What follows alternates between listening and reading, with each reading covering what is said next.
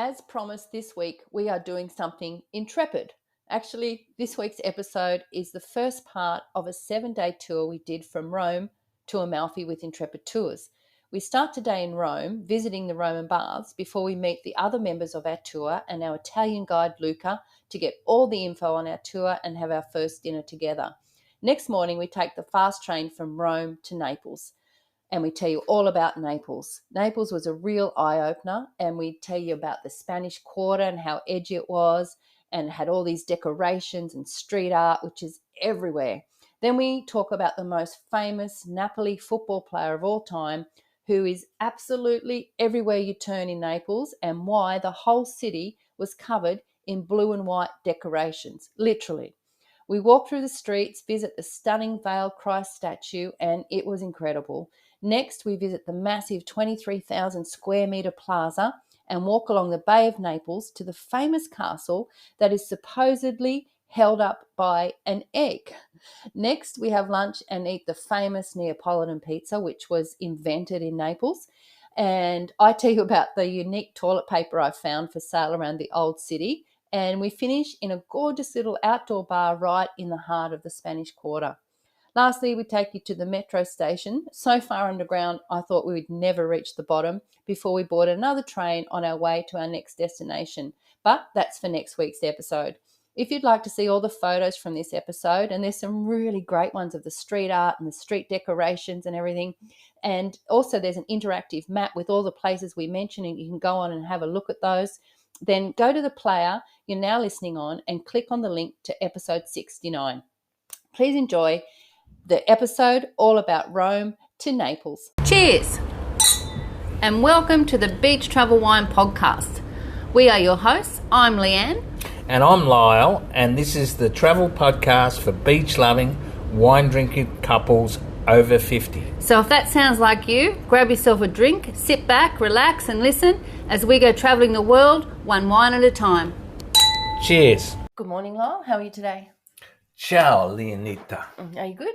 I'm spectacular, thank you. That's good. We're back in our podcast studio, and today's episode, we're doing something a bit different. We're talking about a 7-day tour that we're starting that we did from Rome to Naples. Correct. Yeah.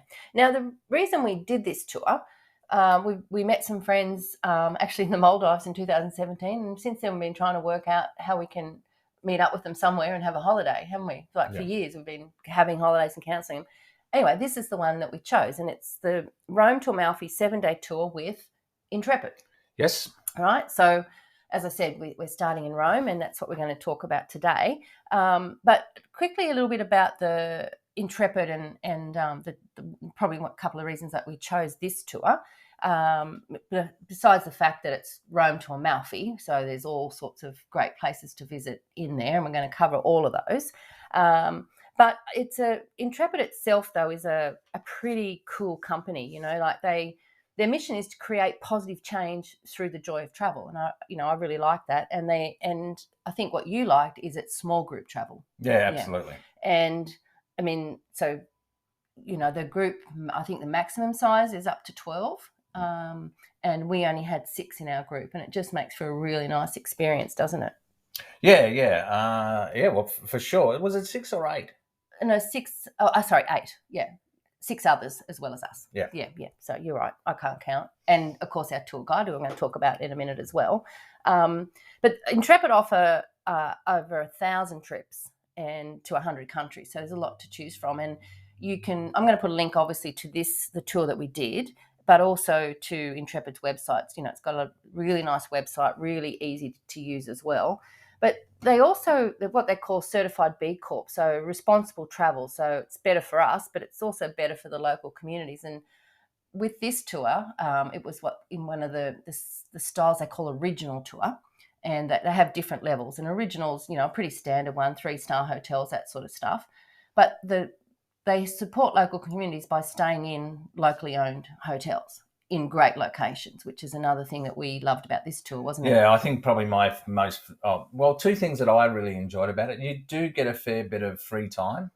And secondly, the hotels that we stayed in were in amazing locations. they were. Every one of them. Yeah. So as I said, this was an original tour, but you can do a basics one, which is generally for the younger crowds, or you can do a comfort one, or even premium. So they have different levels. So, but this one suited us, and the description of the tour was very accurate too. It talked about like what you're going to do each day and how much walking was involved. And what they actually say about this one is the primary transport is by train. And you'll be responsible for your own luggage on and off the trains as well, and actually walking to the train stations. So they encourage you to pack light, but we'd already been in Italy for a while, so we had a bit of luggage. But it wasn't too much that we couldn't handle it. But there's no hiding the fact that you're going to be doing a lot of walking, and some of that's actually hiking as well. So we talk about that in some of our later episodes about this tour. So. What happened is we'd been in Rome for a week already. Yes, correct. Yeah, Lyle just gave me a blank look. Yeah, when you said Rome, because I thought my thought was that we'd been in Italy for 7 weeks. Yeah. Okay, so when you said anyway. Yeah, so we'd been in Rome for a week, and this tour began in Rome at Hotel San Marco, I think it was called. So correct. We checked out of our accommodation, and we went to the hotel quite early to check in.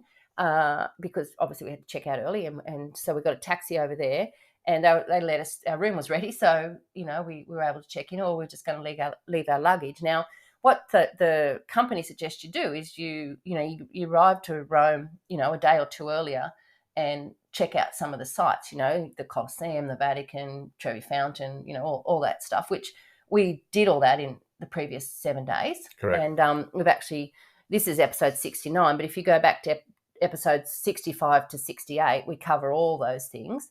But we had the afternoon to fill in before we met all our friends that we we were meeting up with, and the rest of the tour.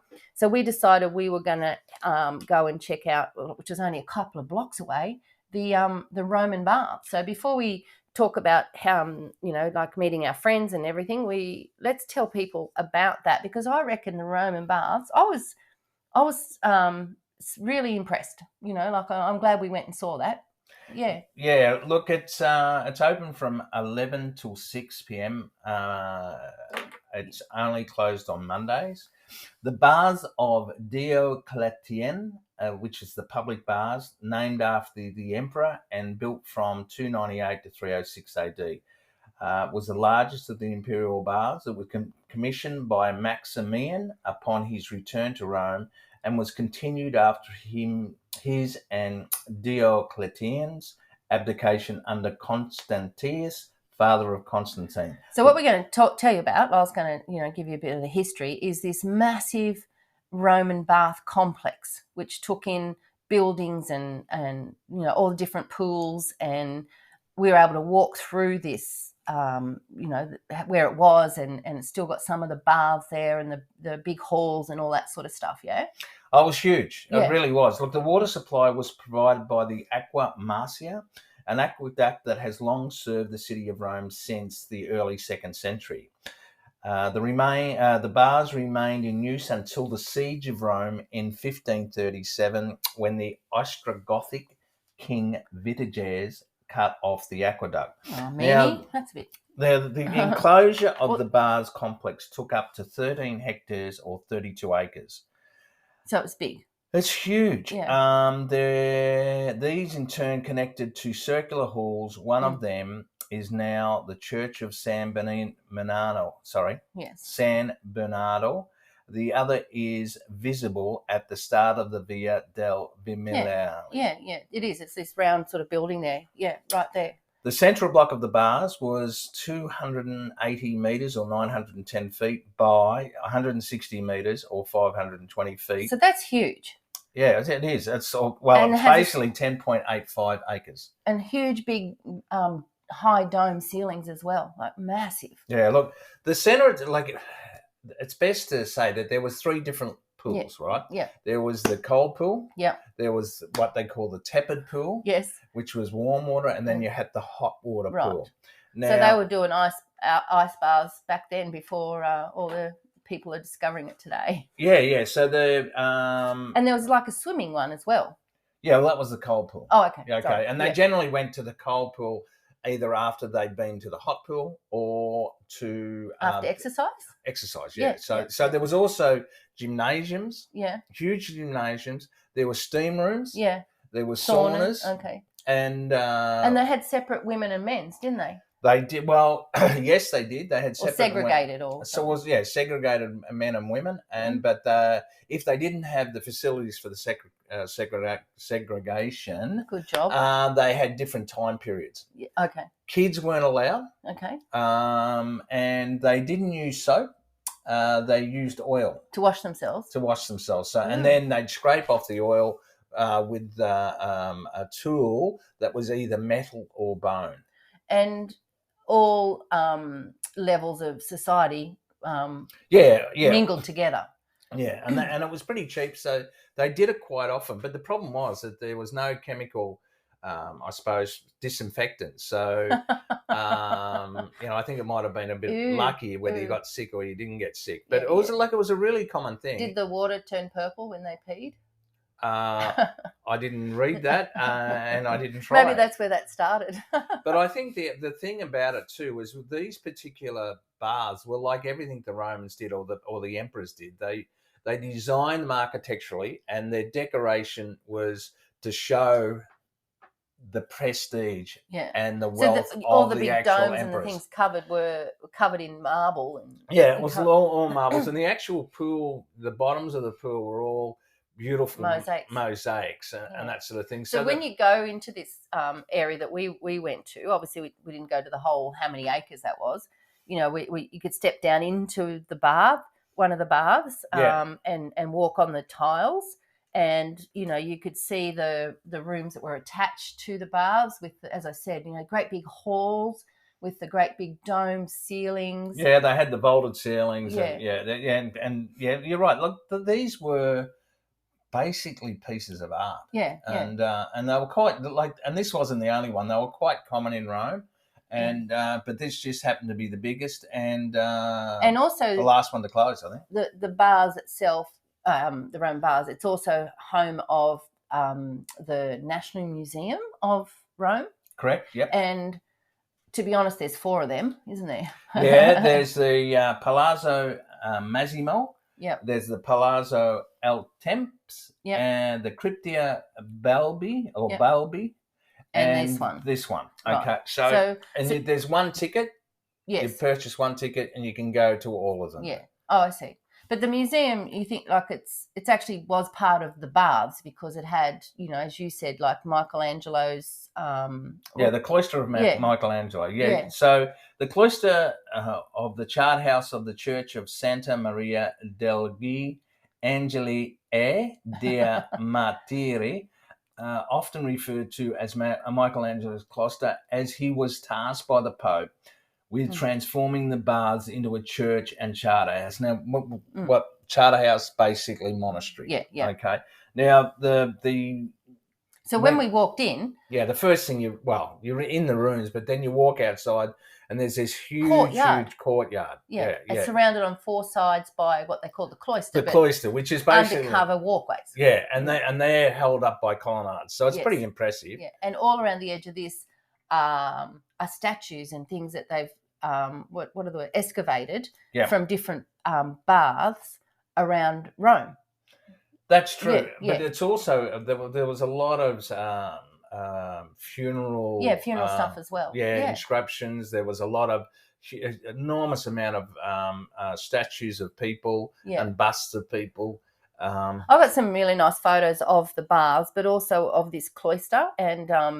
There was some big statues of animal heads. And they found those back, I think, in the 1500s, and they were all around Trajan's column. Oh, so that's not that far away. Down at Trajan's Forum. Nothing's that far away. Yeah, nothing's that far away. Yeah. So I think that there was sarcophagus. There was and all the sarcophagus have got relief, and it's all about the person who died. So the story life, and that sort of thing. So it was and we saw that first. So we went in there and thought, oh, this is impressive, and then and it was.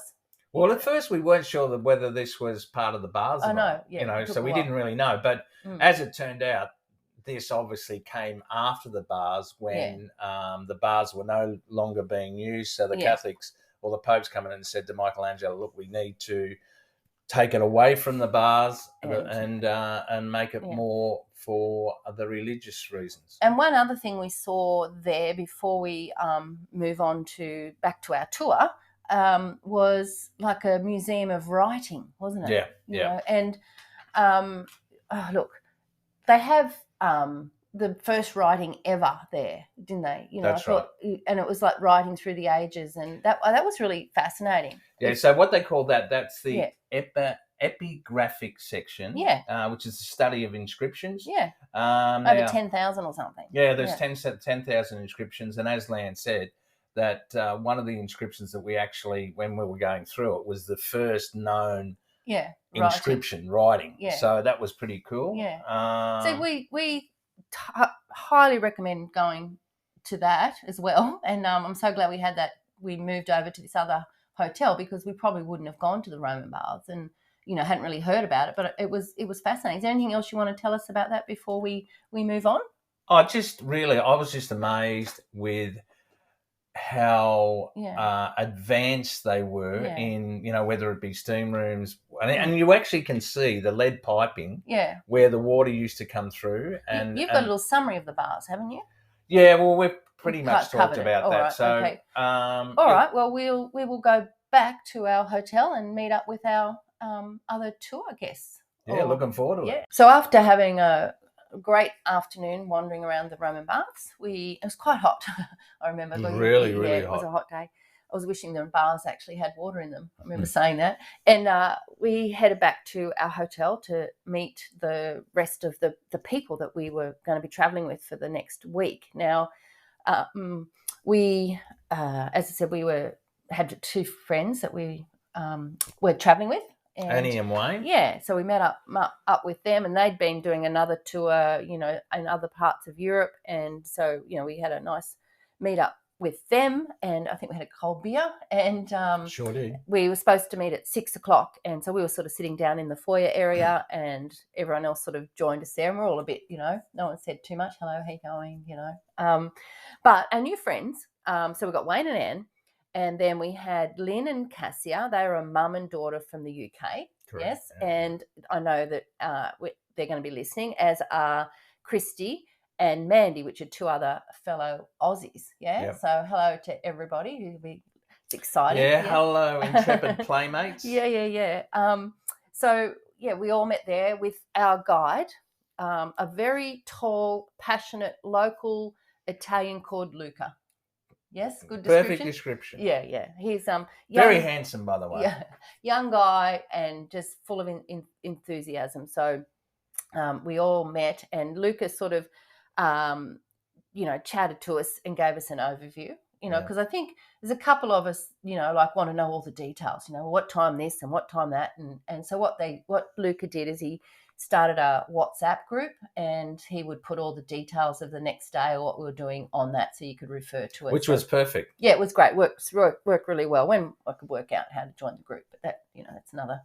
There's lots of young people could help me with that. So so we're all there together, which was nice on the group. So, but so we got an overview, got our WhatsApp group going, and then we headed to dinner. And we only just went around the corner, because one of the questions I asked all the time is, how far is it? And I guess the reason I need to know, for me, is I've got a bit of a dicky leg, and it depends what shoes I'm going to wear, how far we're walking, and that sort of and if I have in my mind it's a kilometre, then I know it's a kilometre, rather than not knowing where we're going. So he said it's not far, and he was right, just around the corner. Yeah, it wasn't far at all. Yeah, and it was a really nice restaurant, and we all ordered what we wanted, and started sort of chatting amongst ourselves. But one of the things I know this is just such a small thing, but I really enjoyed it, because we just spent 7 weeks doing everything, organised our whole itinerary.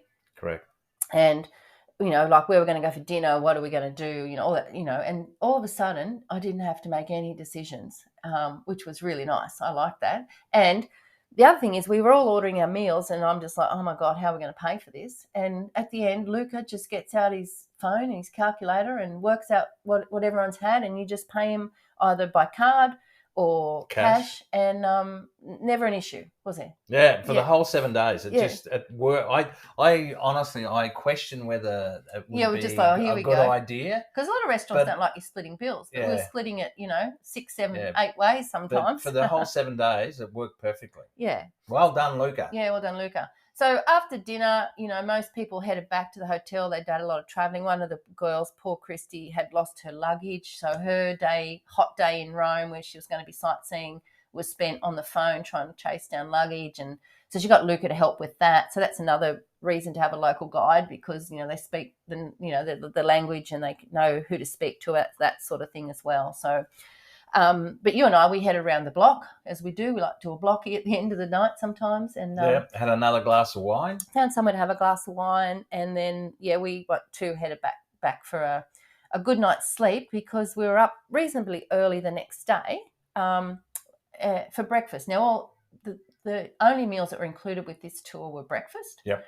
I have to say some brekkies were, so-so. Some were pretty good. But you always got, like a juice, maybe some fruit, a cup of coffee or tea if you want that. And there was always a croissant or a pastry, or, sometimes some cooked eggs and things. So it was always... Yeah, but we're pretty lucky because we don't normally eat breakfast anyway. No, so but it's nice not to a big start deal. The day. Yeah, as long as we got a coffee and as you said, maybe something, a croissant or some fruit.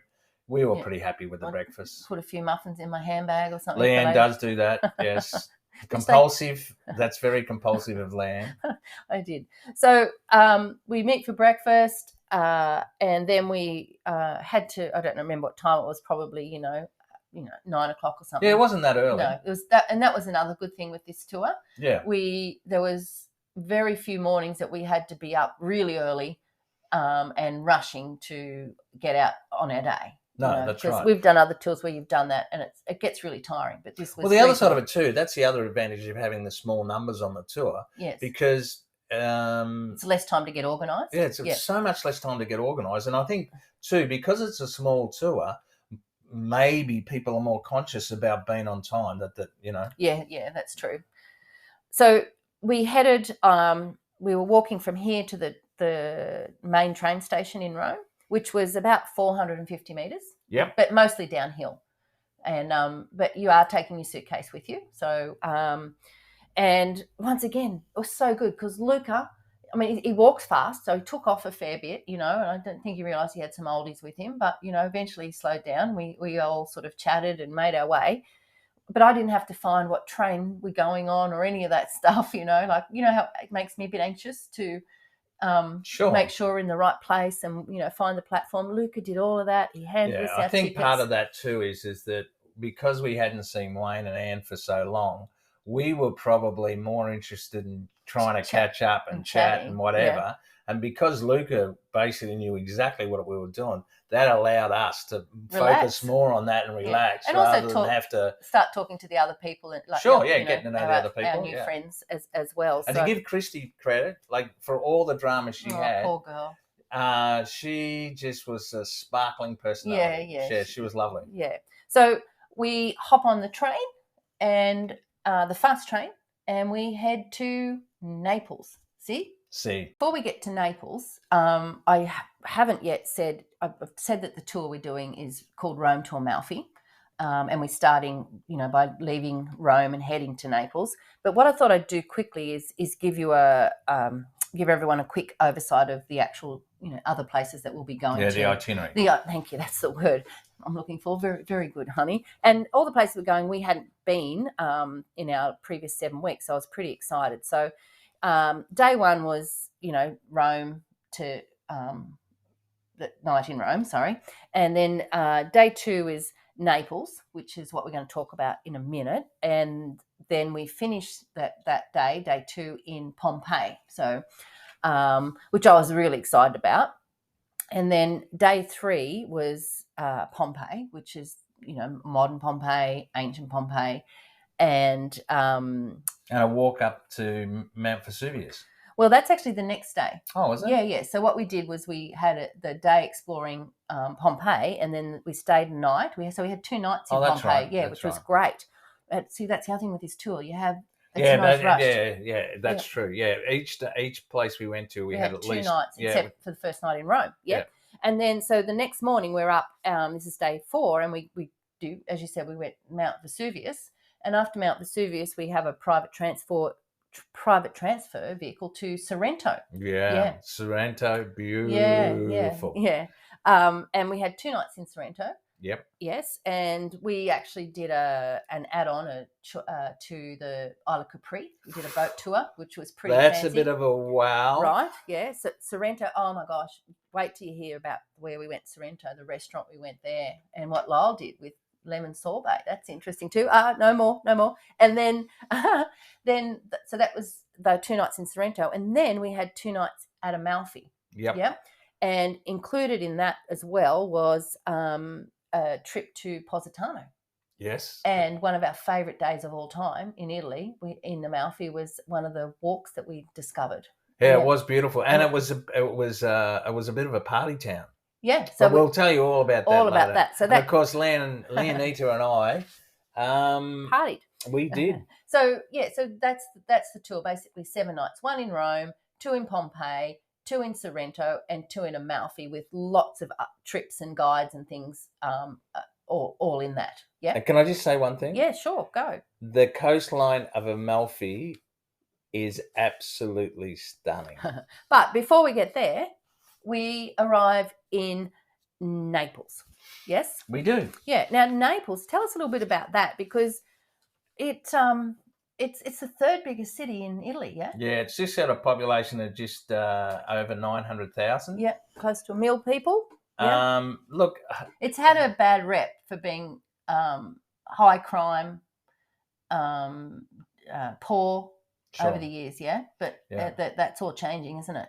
Yeah, it's definitely a more edgy city than Rome or Florence or any of those places. But it's definitely got its own personality. The streets are quite narrow. It's very, very busy. Well, the Spanish Quarter they're talking about is very narrow, like hundreds of cobblestone alleyways, narrow streets, because there's no cars that can fit through there, right? Yeah, that's right. So. Can I tell people what we saw when we got there? Would that be okay? Oh, I'm thinking that's what we're doing this for. Well, the whole idea was the tour was we do a walking tour with our guide, an orientation tour of Naples, and we visit a couple of sites, and then we had free time. Okay, yep. But the first thing we do is when we get to the train station is we don't want to have our luggage with us all day. Yep. So Luca takes all of us to a luggage lock up, business, which is all over the place at the train station, and we leave our suitcases there, right? Yes, you remember that? Yeah. But we were a bit anxious because, like, I've got my laptop here, and like, how much do you take with you? How much do you leave? One of our friends had a pretty significant amount of money, cash. He's like, oh, will I leave it? Will you take your passports? Anyway, we all left what we wanted to leave, and we didn't have an issue with that. So it was really nice to dump our luggage for the day, and that's something that you can do even if you're traveling on your own. If you only have a day or half a day in a city, these luggage lockups are in all the major train stations. So it's a pretty handy thing to do. Yeah, it's a good facility. Yeah. We actually saw one. I'm waffling now in Florence, remember? Yeah. Anyway, that's another story. So we did that. We dropped our suitcases and backpacks and things that we didn't need, and we started our walk, right? Is that what we? Yes. Yeah. So what I think I might do is give you a bit of the history about. Yes. Well, now we're starting Naples. Our walk. Yes. Do that. Okay. So for centuries, Naples was passed from empire to empire and civilization to civilization. Mm-hmm. Greek, Roman, Norman, Bourbon, French, and Spanish cultures have occupied the region at one point in history. Naples has experienced cholera epidemics, fascism, the Great Depression, Nazi occupation, a volcanic eruption, and an increase in unemployment. And obviously the other organised crime have created many challenges for the city. But you can tell, well, That's starting I to felt coming out, that vibe yes, is dissipating. So look, they've had their dramas with like a lot of European cities, and I think they're at that stage where they're just stepping out of that and they're becoming a lot more progressive.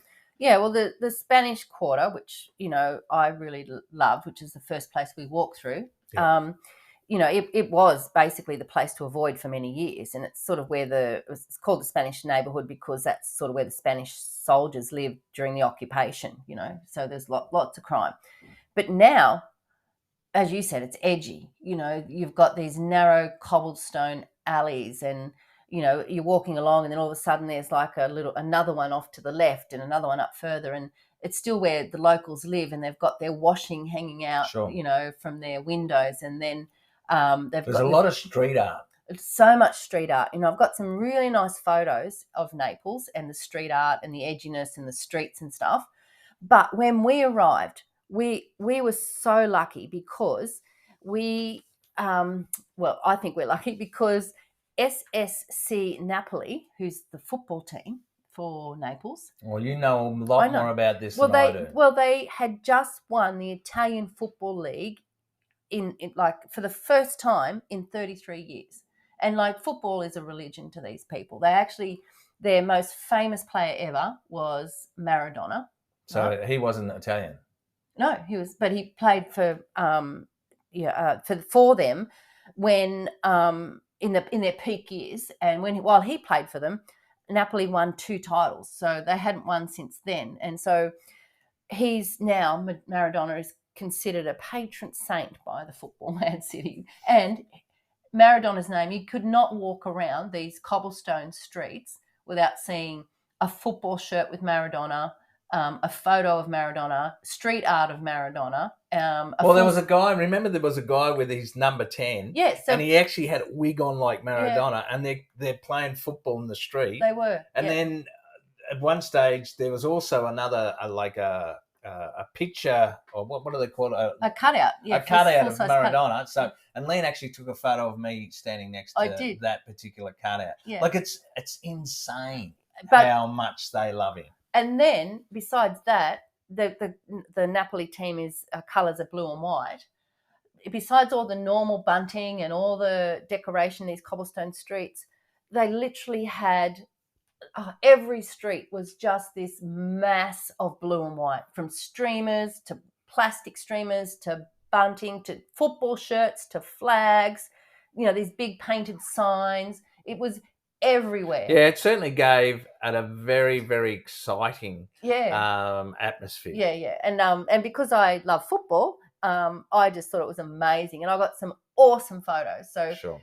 Make sure you go to our website at beachtravelwine.com, episode 69, to see the cobblestone streets and the bunting and the street art. And what about the toilet paper? Yeah, well, I'm just going to come to that. But that just made me fall in love with Naples. I'm just like, yeah, you did. You were instantaneous. I just wanted to walk down the streets. You were infatuated by it. I did. I wanted to walk down that street. There's another, and the shops. They got these funky little shops and the little pizza places, and you could tell it's where the locals gathered, and I liked it because it was so different to all the pristine stuff. It just felt so authentic and edgy. I really wanted to spend more time there. And if we went back to Italy, I would like to have a night or two there just to explore a little bit more. But yeah, one of the stores or quite a few of the stores sold toilet paper, and I've got a photo of this. This is incredibly unique. And on the toilet paper,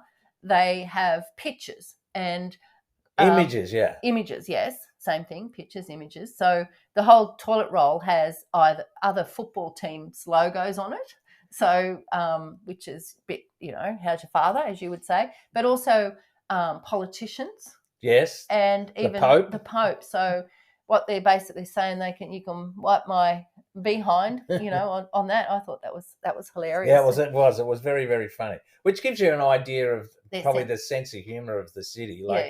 It was definitely edgy. Yeah, it was great. Poor Luca, our amazing guide, he's trying to get us through this orientation walk and get us to where we've got to go. And, we're all just wandering around, taking it in. And with our mouths open, just, wow. And also going on chatting, here? it was nice because I'd be walking along chatting to Lynn, and then, Annie be that back chatting to Cassia, and you'd be chatting to Christy and, and Mandy. And we were just all sort of swapping, where we were, and just chatting away to everybody. It was great getting to know people on the walk. But, Luca, definitely we had to, get our orientation done. And the first place we went to were after going through the Spanish Quarter, well, the church is actually in the Spanish Quarter, was a cathedral, yeah? Yeah, the Cathedral of the Assumption of Mary.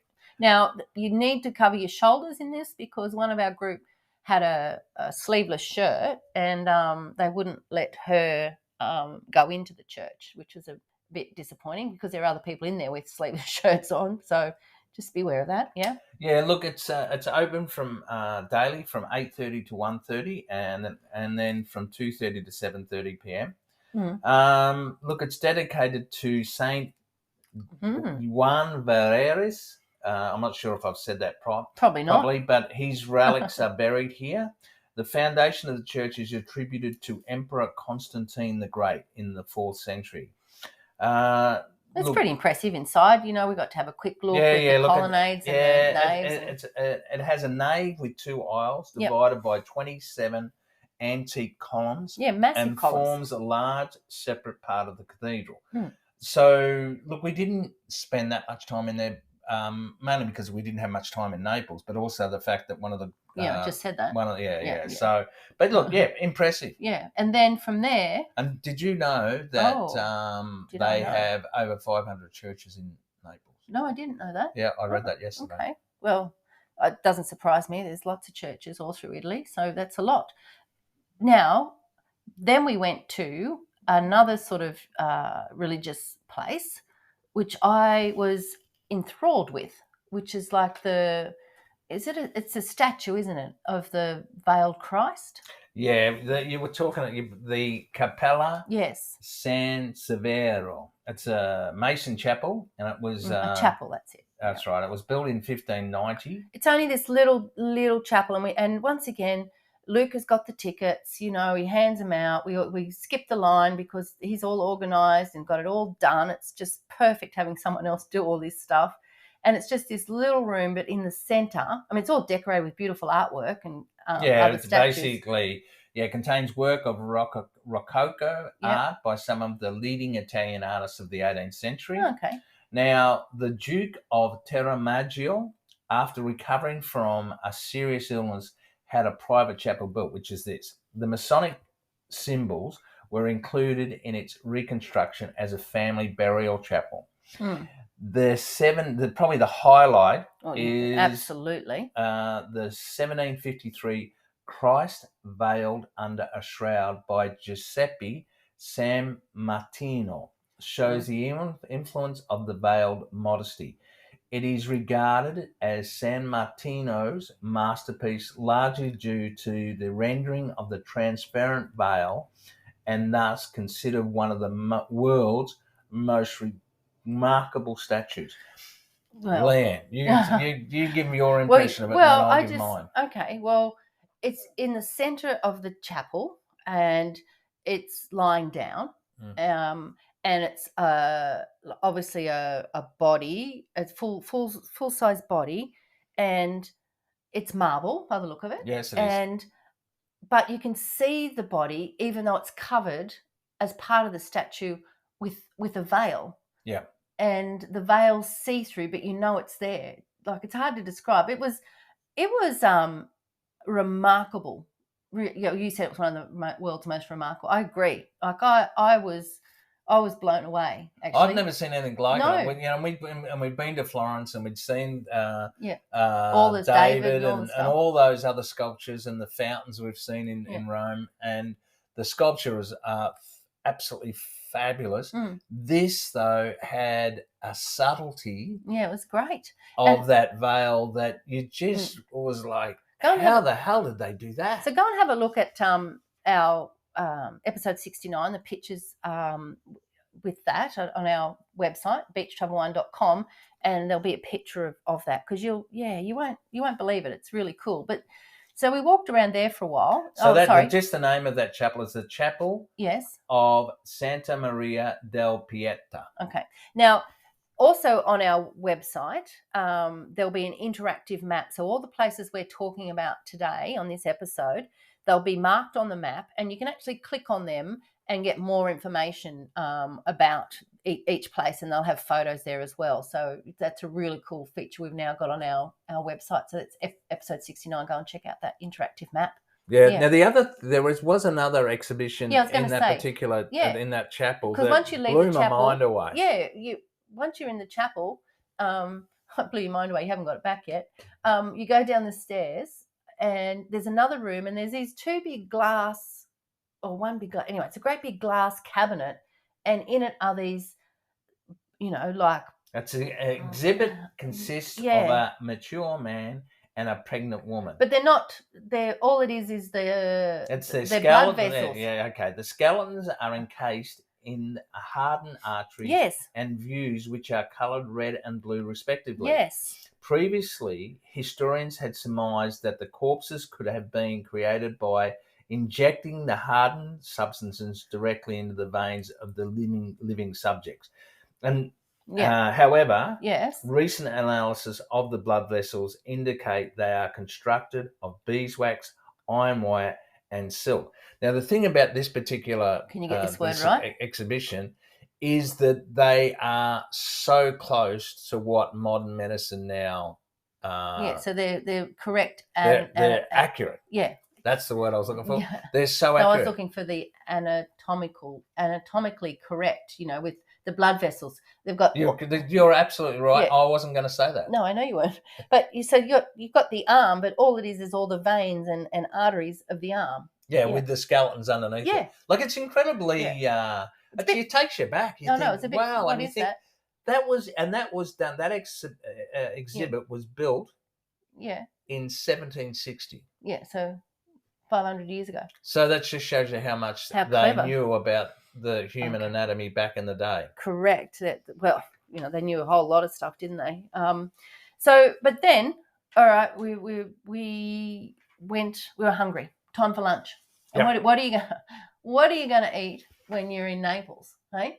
For lunch? Well, you're going to have a Neapolitan pizza. Because why? Because it was invented in Naples. There you go. So the home of pizza we're in. Yeah, and look, the ingredients. What's so special about the Neapolitan pizza is that it was obviously made because it was a cheap way to eat back in the day, because it was just wheat and the local tomatoes, which were famous. Yeah, so basically it's fresh basil. Yes. Mozzarella cheese. Yes. Olive oil. Yes. And the magnificent San Marzano tomatoes. And they say that the tomatoes are so beautiful because they're actually grown in the volcanic soil from Mount Vesuvius. Oh, I see. Okay, so that's what it is. Yep. And we've actually listened to or watched I was just about to say there's a series on ABC in Australian television.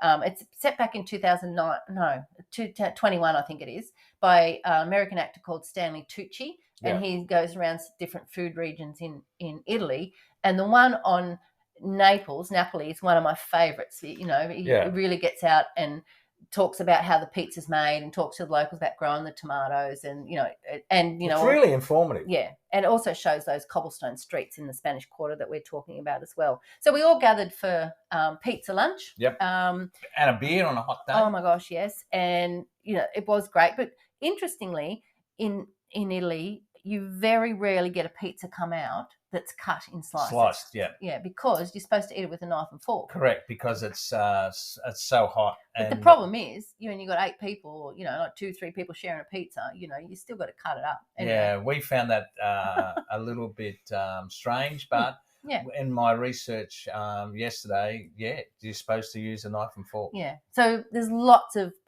places to buy pizza around this Spanish Quarter area that we were at. And I think because it's it's so well known that the Neapolitan pizza is Naples created. it was beautiful. It was really, really was nice. It was delicious. After lunch, Luca did his magic thing again with all the money, and we walked to pay for lunch. To pay for lunch, yeah. And then he walked us to the theatre. There's which was going to be our meeting point later in the day. So we basically then had free time for the afternoon. We had a few hours, which once again is one of the things about this Intrepid tour that we loved, is that you had a lot of time that you could, if you wanted to, do your own thing. Yeah, you could either get after it and really get stuck into the tourist sites, or you could just take it easy. But Luca did offer, he was going, to look at one of the castles, and if you wanted to go with him, you could do that. But we decided that we were going to walk along the waterfront. Yeah, we really wanted to spend some time with Annie and Wayne, really. But also, like just see a little bit more down there on the, what is it, the Gulf? The Gulf of Naples. But before you get to the Gulf of Naples, near that sort of theatre is a huge plaza, yeah? Yes, that's the Piazza del Plebiscito. Plebiscito. Yep. It was constructed in... It's massive. It was constructed between 1809 and 1846. It's that big. It's 23,000 square metres. Yeah. Okay. Now, it was dedicated to the plebiscite of 1860 that brought Naples into the unified kingdom of Italy. Yes. The Piazza... very close to the Gulf of Naples, and is bounded by the Royal Palace. Now, the palace, it was one of the 4 residences near Naples used by the House of Bourbon during the rule of the Kingdom of Naples. So that was the Spanish, actually, I'm pretty sure, because there's a huge equestrian statue, and it's very impressive, of Carlo III of Bourbon, King of Spain, Naples, and Sicily at the time. See, I find that crazy, the fact that the King of Spain was actually the King of Naples and Sicily at the same time. And once again, there's I've got photos of the walk we did, but this the plaza and that big statue at our website. But it is huge. Yeah, massive. So we went from there down to the waterfront. We did, and we sat there and had I don't know what time of day it was, probably a drink, I'd say. Yeah, we did. Yeah. And I think they have cruise ships come in, so it's quite busy there on the waterfront. But then we walked down around, the marina area and found a castle. Yeah, look, just with the Gulf of Naples, it is beautiful. I mean, because you've got it's obviously it's in a bay, and it's got the mountains and Mount Vesuvius. You can see Mount Vesuvius on one side, and then you can see the hills on the other side back towards Rome. Yeah. It is actually beautiful. You can swim in the Gulf of Naples. They've got about 8 designated safe beaches. Oh, really? And there's actually also like in a lot of places in Italy, you've got a private beach, which is basically established back in 1860. See, that's interesting, because I think when a lot of people think of Naples, we've just talked about the edgy city and the street art and the cobblestone streets and the pizza and everything. You don't see it as somewhere where you'd go to swim at a beach. But it is on the water, obviously, because it's a port city. Now, that private beach is the Bagno Alana, which boasts a splendid location adjacent to the 17th century Palazzo Don Anna in Posillipo. I'm sure everyone's since 1840 appreciated that exact location. I just thought I've got it. So can you tell me though about because we walked down there? Oh, okay. You want to talk about the castle? Well, there's 2 castles, but the one we went to has something about an egg.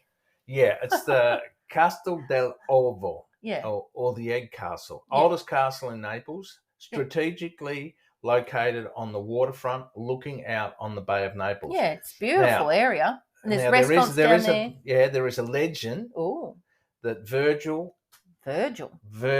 buried a magical egg around the castle to support its foundation. Virgil was a poet and a sorcerer, a very famous sorcerer in the Middle Ages. So he buried an egg to support the foundation. Well, obviously it worked. It's still there. It's still there. But that was a nice walk, because you're going down and past the marina. There's the yachts and things there as well. So you've gone from like the edgy, streets where they've got all their football memorabilia out to, the upmarket sort of area where they've got the yachts and restaurants and things on the water. So that was pretty cool, wasn't it? That area. Yeah. And we did have a drink, and I've got to say that it was a lot less expensive than having a drink on the Grand Canal at Venice. Again, he'd be cheaper than but that. Just be aware too that when we paid for the drinks, went to pay for the drinks, they actually expected a tip. So again, it's not normal in Italy. No. But this particular guy, because we refused to give him the tip because that wasn't part of the deal. We just had one drink, and he sort of really sort of cracked the shits about it a little bit. But anyway, just be aware that in some parts of Italy they will try and get some sort of gratuity from you. Okay. And there's another castle though as well, which I think Luca took a couple of the other girls to see that. But we thought it was closed. We went to have a look as well, and the main entrance was closed, but they were doing renovations. But Luca and I think Mandy and Christy maybe found a way in, and they had like a bit of a private tour around the castle. That's the new castle. It's called the Castle Nuovo. Yes. Look, it was built in 1279 for the Aragon Spanish rulers. So again, the Spanish were fairly prevalent there. Yeah. It currently houses the Civic Museum and the Library of the Neapolitan Society of Homeland History.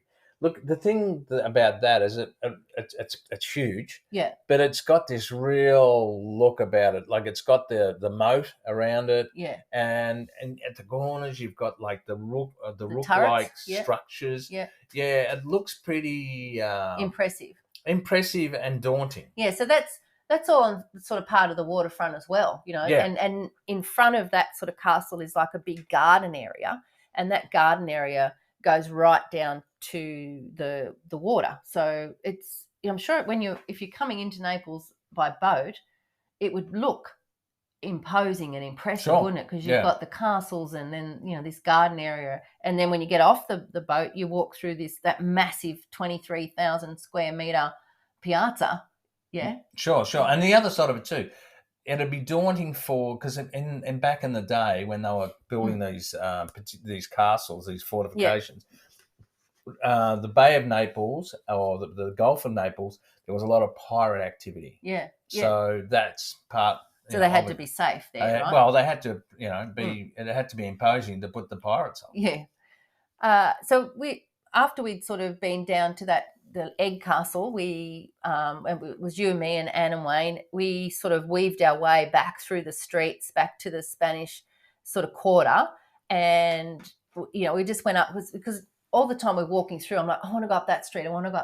Every street seemed to have everything. We just wanted to go and have a look. It was just so unique. And anyway, so we decided we're going to do this, and we just found this gorgeous little bar, I guess you'd call it, just sort of around the corner. It was private, and we sat there, and I've got a nice photo of the four of us sitting there, and it's got sort of like the street posters on the wall behind us, and it was so authentic. I just loved that. We sat there and I just had an orange juice or something, but just to sort of be sitting in the streets was really cool. I loved it. Yeah, you loved it. You were infatuated by it. Now, especially the Spanish Quarter. Yeah. Well, one of the things we didn't do, but once again, or probably actually I wouldn't do this if we went back, but there's but from the Spanish Quarter, it's possible to reach the Certosa di San Martino, which is right up the top. How do you say that? Certosa di San Martino.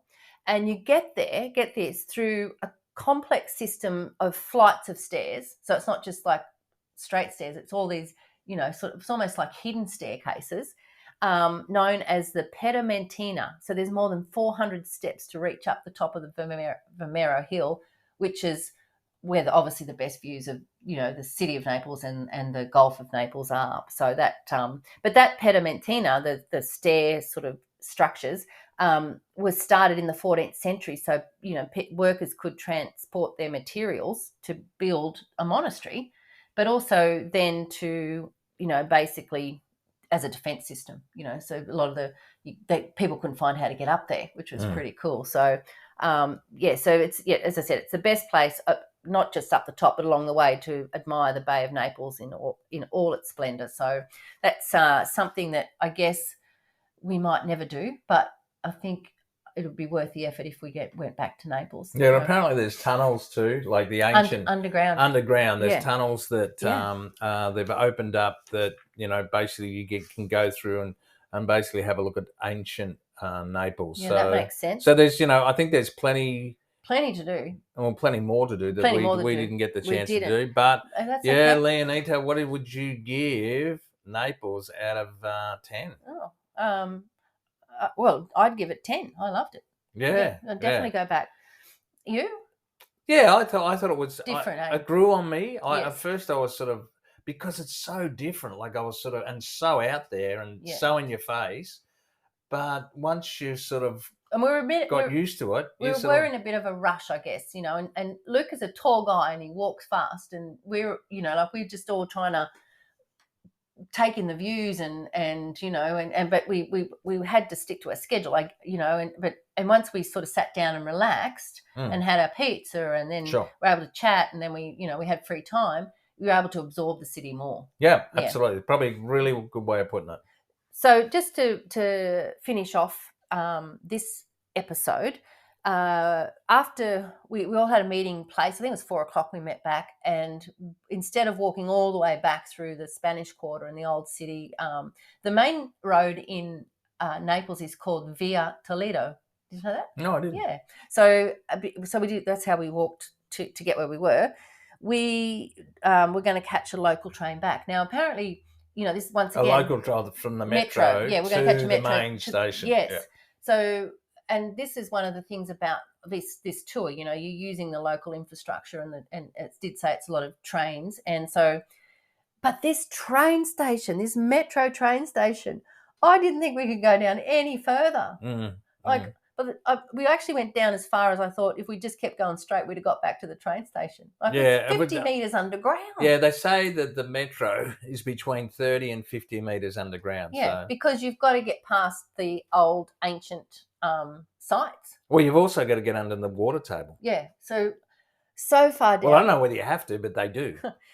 And we eventually get down to where, the platform, and it's the widest train station platform I've ever seen. Normally you're right on the edge and the track's there. Do you remember that? I sort of don't. Okay, sort of don't. Anyway, well, it was massive. So we hopped on the metro and we headed back to the main train station, the Napoli Centrale, and went and picked up our luggage, which luckily all our goodies were still there. Yes. Sure. And then we had to catch another train off for our next adventure to Pompeii. Now that's next episode. Oh my God, Pompeii. Honestly, everything you've heard, thought about Pompeii, it's all true and more. And we're going to tell you all about that. I can't wait. It was really, really fascinating. Really good. But before we do, your favourite place to have a glass of wine in this day, whether it was in Rome the day before or in Naples? On this trip? I'd have to say Naples. I think for sure, and I think I would go with that little bar in the Spanish Quarter that you said you had oranges. I would question that. I think it was maybe even a limoncello spritzy. But anyway, who knows? Had fruit, but by that stage we'd been around, we'd looked around, we were much more comfortable. And it was really enjoying doing a bit of people watching too. I really thought that was a nice place to have a glass of wine. But I'm going to say my favourite was at that restaurant on the first night, because it was just lovely to sit and meet all our new travel friends. Yeah. And we're going to tell you more about our trip, our tour, our guide, and all the people we travel with in our next episode. So we look forward to seeing you in episode 70. Arrivederci. Bye.